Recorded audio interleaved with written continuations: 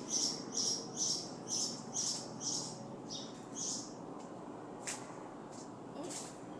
I did not see you guys there.